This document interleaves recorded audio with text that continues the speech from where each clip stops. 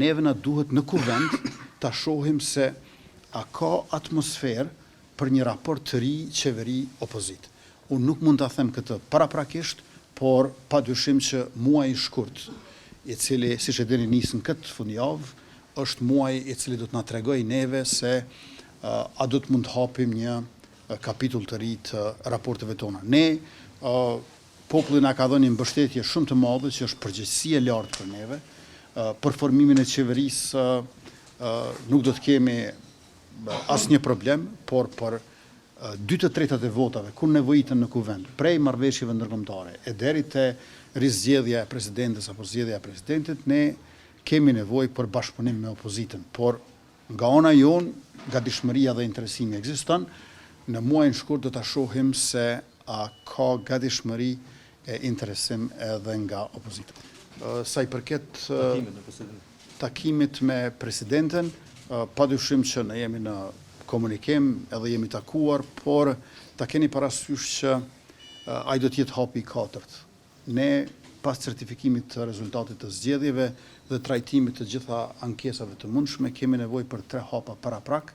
I pari është konstituimi i kuvendit, i cili nënkupton zgjedhjen e kryetarës apo kryetarit dhe të 5 nënkretarëve.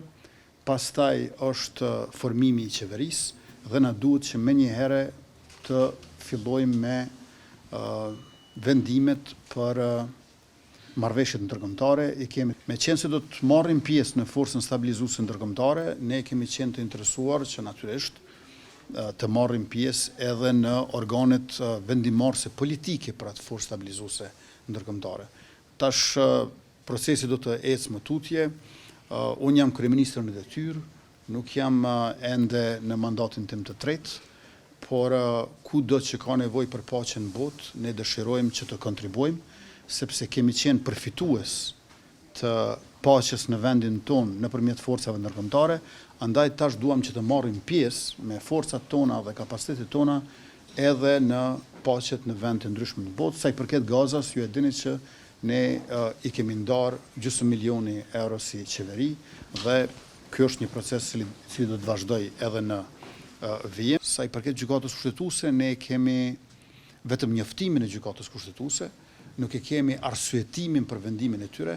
Besoj që në javën e ardhshme do ta kemi aktgjykimin me përmbajtjen e plot dhe më pastaj do të mund ta japim një përgjigje të qartë të saktë nga ana jonë, por ajo çfarë unë shpresoj është që aktgjykimi i gjykatës kushtetuese i janar-shkurtit 2026 të mos jetë në kundërshtim me ato aktgjykimet e vitit 2025, në veçanti të muajit tetor, sepse bëhet fjalë për të njëjtën çështje. Ekzistojnë proceset e sistemit të drejtësisë dhe ne jemi të hapur për të gjitha hetimet që do zhvillohen.